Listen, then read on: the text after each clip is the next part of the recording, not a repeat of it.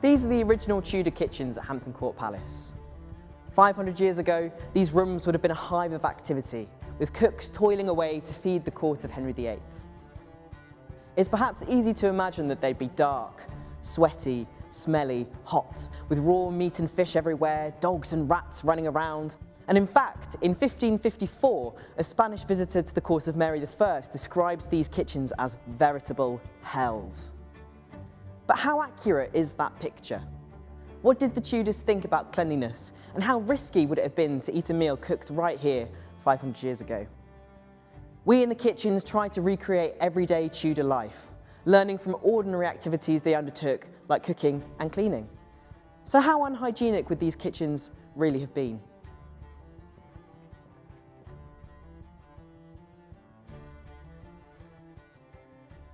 In order to understand how hygiene was managed in the kitchens, we first need to understand what the Tudors thought was unhealthy. Even though they weren't working with the same scientific information that we have now, they were using their senses, sight, smell, and taste to take sensible precautions where they could. Behind me is Seymour Gate. It's the trades entrance to Hampton Court Palace, and food was brought through here every single day and inspected on arrival to check that the quality was suitable for the court. Hampton Court employed clerks of the larder and officers of the green cloth to carry out these checks and to keep a record of everything that was coming into the palace.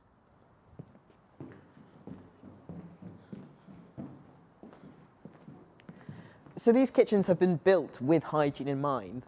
The Tudors believed that diseases were carried through bad smells in the air, known as miasmas. And so in order to contain these miasmas, the working side of the palace has been physically separated from the court side of the palace by courtyards like these, Master Carpenter's Court. This separation of spaces was recommended by a Tudor doctor called Andrew Boorde, who wrote several texts in the 16th century about health and well-being. And Henry VIII actually follows this advice. In 1529, when he takes over Hampton Court, he doubles the size of the kitchen, transforming it into a space comprised of 50 rooms containing a pastry department, a confectionery department, a boiling house, and other auxiliary kitchens and larder spaces. The dirtiest of jobs, however, don't even take place within the main palace itself. On the banks of the Thames was the House of Offices, a building that contained within it a slaughterhouse, a woodyard, and a bakehouse. The smelliest and most dangerous of jobs. So were Boorde's ideas correct? Well, we know that the separation of the kitchen into these different departments drastically reduced the risk of cross-contamination. No whole carcasses were brought into the palace, as they were already butchered and jointed in the House of Offices. On a practical level, this separation also greatly reduced fire risk.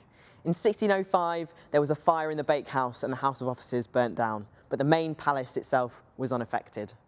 So even though Boorde's ideas around miasma weren't quite correct, the logic is sound.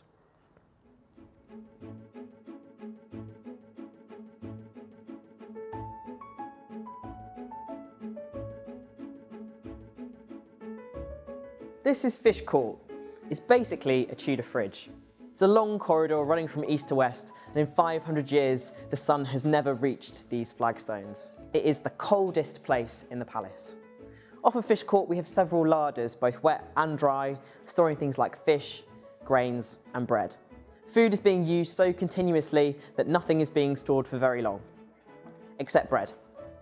In the Tudor period, bread legally cannot be sold until it's at least 3 days old. And in Fish Court, we can see another design feature created to help keep the kitchens clean, and it runs all the way through.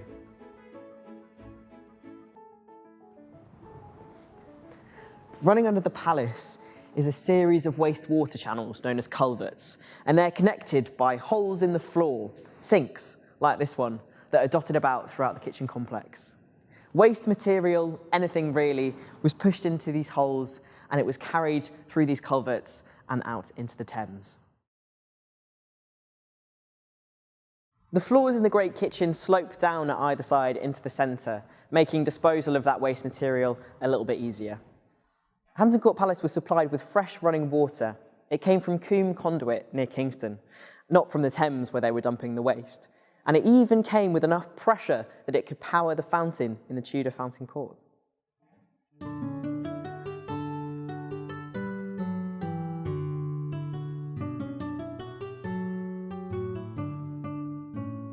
By 1530, the great kitchens had been extended and they now contain 6 large fireplaces, just like this one. These fires were used for roasting meat that was served every day at court. Despite the physical risks that fire could pose to your health, the Tudors believed that it actually played a role in cleansing the air of miasmas, with Andrew Boorde recommending that fires are lit continuously within the chamber, saying that they will waste and consume the evil vapours within the chamber. Although Boorde did also say that you shouldn't sit or stand too close to a fire because it could dry up your blood, which would have been difficult for the cooks working in and around these fires to manage. Many visitors to the palace often comment on these soot stains that we have here. Unfortunately, they're not 500 years old. They're around 30 years old. The reason we have these soot stains here is because the fires we light in this fireplace aren't big enough, so the chimney doesn't draw properly. In the Tudor period, they wouldn't have had these problems. The fires would have been much bigger, the appropriate size for the chimney. They would also regularly wash these walls and repainted it about twice a year with lime wash, as recommended by Andrew Boorde. Another key component of a hygienic kitchen is the cooks themselves. Around 200 staff were employed in the kitchens at Hampton Court Palace, all male. The reason they're all male, it's a matter of status. Men cost more to employ, so it shows off your wealth and power by employing all men. Of those 200, a number of them would be young teenage boys, some of whom would be apprentices. In 1526, in the Autumn Ordinances, Cardinal Wolsey complains of the behaviour of some of these boys, saying that they were naked or in garments of such vileness, or sleeping on the floor next to the fire.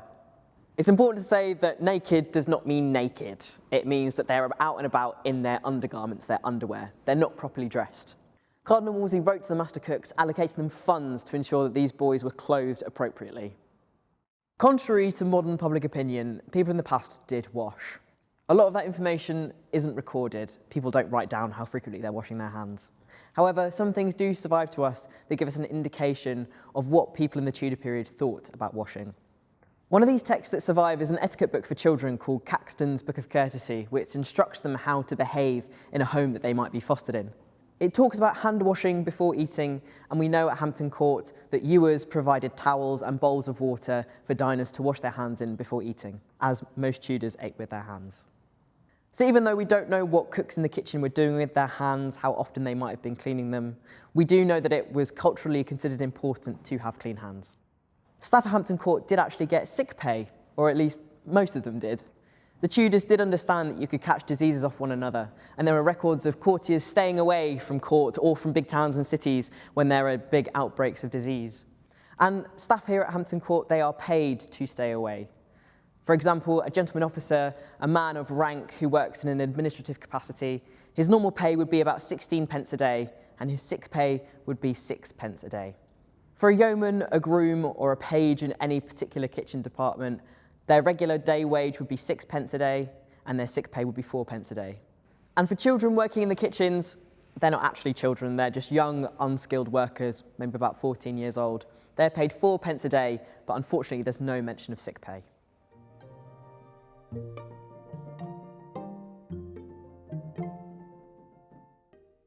Andrew Boorde said, "All things should be kept clean, that there be no filth in them, but good and odoriferous savours." So let's see what the Tudors are using to keep their kitchen spaces clean. Well, here I have some soaps that I've made. We've got two kinds, some soft soaps here and a hard soap here. And these soft soaps, they're jelly-like, almost like Vaseline in consistency. They can be a bit harder. This one is more paste-like. And a hard soap, this is like your normal hard bar of soap that you use at home today. Soft soaps are used to clean textiles. They're not for washing the body. They're cheaper soaps, generally things you can make at home or can procure quite cheaply. They're also used for things like lubrication. In the winter, we see often in records black soap being purchased to lubricate things such as cartwheels. It can also be used in munitions and things like that. A hard soap like this is much more expensive. It has to be imported from somewhere like France or Italy. Seville soap is a very common type of hard soap that is used in Tudor England. As well as washing textiles, these soaps are commonly used to wash your body with. And Tudor ladies who may have their own still room will scent their own soaps with various herbs and aromatics that complement their body type complement their tastes. How do we know how much soap and what kinds of soap people are buying? Well, we know from household accounts. For example, in the household accounts of Princess Mary, later Mary I, we know that they are buying £28 of soap a month in the winter season and £19 of soap a month in the summer season. The soap bought and brought into Hampton Court Palace was for the sole use of the laundry, for washing things like table linens and napkins. We don't know if any soap was provided to the kitchen staff here or if they were expected to buy their own. But we can assume that if they were buying their own, that it would be a soft soap like this, something cheaper to use, rather than the more expensive hard soap imported from abroad. If you couldn't afford to buy a soap, either a hard soap or a soft soap, then you could make it yourself at home. Soap is made of two things and two things only. One ingredient is lye, which comes from soaking ashes in water. And the second ingredient is a fat of some kind. It could be animal fat, like this beef tallow, produces a soft soap like this, or it could be a vegetable oil like linseed oil, which we've used here to produce these two softer soaps. I've used modern equipment to make these soaps and it took me a few hours, but there are sources that say that soap making is a process that can take several days to complete. That may be because they're making it in much larger quantities, or it could be because of technological differences. So a very lengthy process.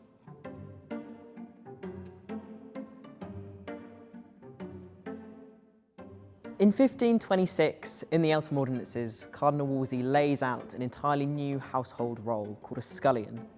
These young men, about 14 years old, helped to keep the palace clean by sweeping floors and tending to fires. They were also apprentice cooks and would have been working in the kitchens. We know that there were two sculleries at Hampton Court, places where dishes were washed, a pewter scullery and a silver scullery, and they were located somewhere near the kitchens. We know that abrasive materials were used to clean or to scour dishes, materials such as ashes, brick dust, sawdust, and even plants such as horsetail, which has a very high silica content. Silica is basically tiny pieces of quartz, so a very hard little abrasive material, very good for cleaning. I'm not quite sure how well these abrasive materials are going to stand up compared to our modern tools and soaps, but we're going to test some out and see how it goes.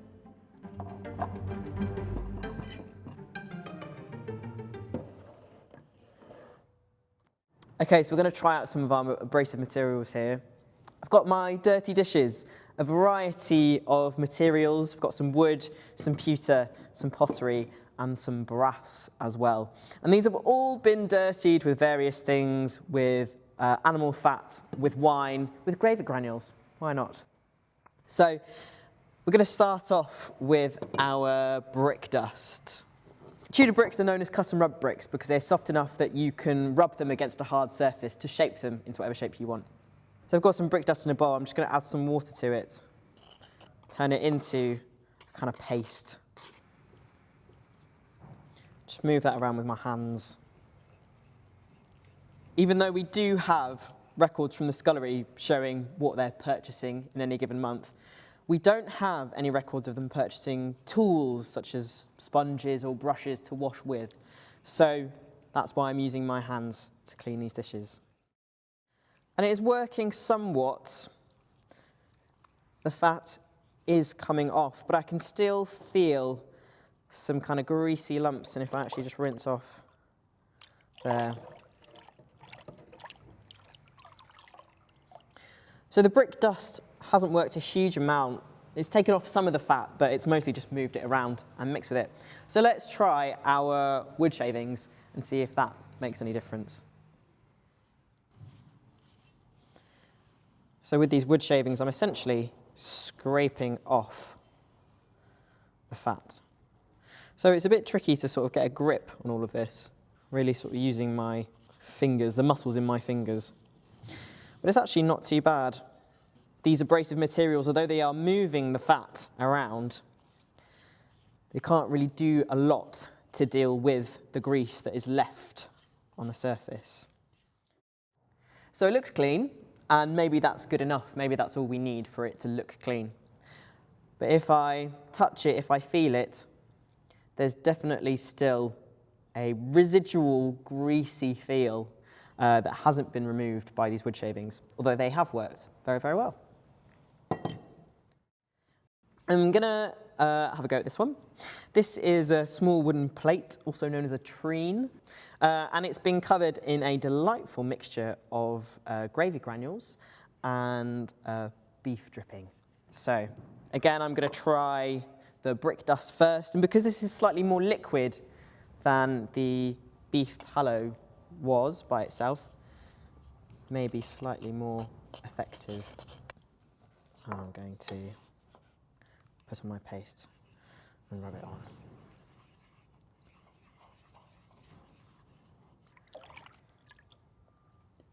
And then we have our lovely clean plate.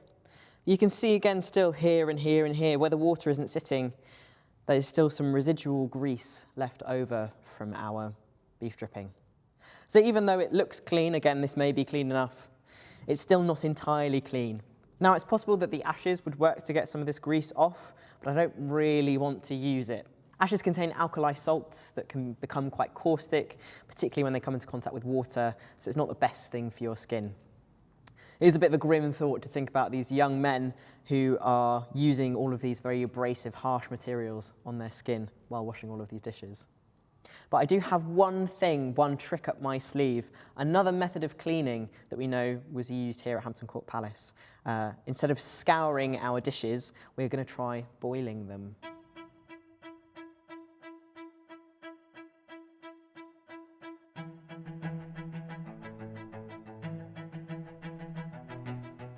So for the toughest dirt, there is one thing left in my arsenal, and that is lye. Now lye is made by soaking wood ashes in water. It's very caustic, it's still used in industrial cleaners today, which is why I've got on my protective equipment here. We know that dishes in the Tudor period were boiled in lye, but we don't know whether that was ordinary or extraordinary cleaning. But we're going to give boiling some dishes in lye a go to see if it helps get rid of that grease that the sawdust and the brick dust couldn't quite manage. All right, so my lye is boiling. I've got some handy dandy tongs, so I don't have to touch it myself. I think we'll start off with the bowl that was visibly clean, but still with a few grease marks left in it. I'm gonna pop it in there, and we're gonna give it a couple of minutes to boil in there, and then we'll take it out. So it's been about 5 minutes in here, so I'm just going to take it out.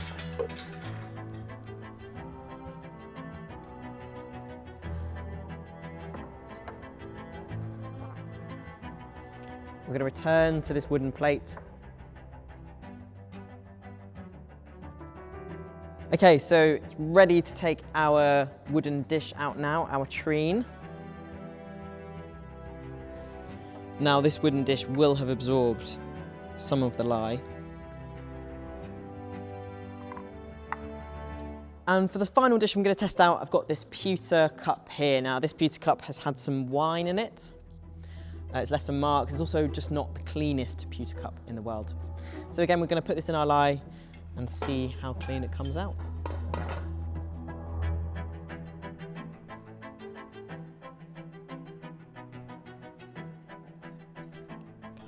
Chuck it in here, rinse off the lye.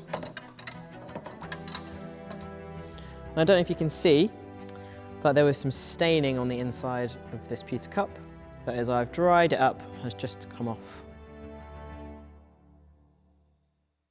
Okay, so we have our 3 dishes boiled, cleaned and dried. Let's have a look and see how well that lye has worked. So we're going to start off with our bowl. Now this is made of bronze and it was covered still in a greasy residue after using the brick dust and the sawdust to clean it. And touching it now, that greasy sheen has completely gone. I don't know if you can see here as well, there was some damage to the bottom of the bowl and you can see some copper shining through, which is a lot shinier than it was before. Moving on now to the wooden plate. Now this wooden plate, because it's wood, isn't fully dry yet, it's still a bit damp, that's why it's looking a bit darker. And I don't know if you can see here on this cloth, but it's left a slightly orangey residue. Now that is from our lye. It is very likely that anything boiled in the lye that's absorbent, whether it be wood or unglazed pottery, would have absorbed some of it, although we don't yet know what the impacts of that might have been on your food or on your health, eating things off of plates like these. And finally, moving on to our pewter cup. Now, this pewter cup, before I put the wine in it, was already quite old, a bit stained, and it also didn't fit entirely within our dish of lye. I don't know if you can see, there's a little line here that travels all the way around, and this small section here was sitting above the lye. It was not submerged. And now from the outside, it looks as though the side that was in contact with the lye actually isn't as shiny anymore. It's a bit dull. It's not looking quite so good. But if we take a look inside, we can see some black staining, some tarnish around here. And on the side here, there's been cleaned in the lye, those black stains have disappeared completely. So this pewter cup would probably need a further polishing after boiling in lye, but it has done a really good job of removing those marks that normal scrubbing would not have been able to remove. So I'm really pleased that lye has worked really well on our dishes here. Although it is difficult to think of those teenage boys working in the scullery in those hot conditions, breathing in those lye fumes with no protective equipment like I've been wearing today, and for 4p a day, which by Tudor standards is quite a lot of money for a teenage boy to be given, but still very, very difficult work. I'm not sure if the food cooked here in the Tudor kitchens would have passed a modern-day health and safety inspection, but it doesn't matter. Even though the Tudors didn't have the scientific understanding that we have now, they were using logic, observation, advice from doctors of the times to construct their kitchens, create food processes and methods of cleaning that kept people and food safe. And from what we've done today, we can see that at least some of that stuff worked and was effective. It's amazing to be able to explore these historical methods and techniques, to see how effective they were, to use experimental history to understand that way of life, the senses, the feelings of what it would have been like to work here in the kitchens. We're really bringing history back to life.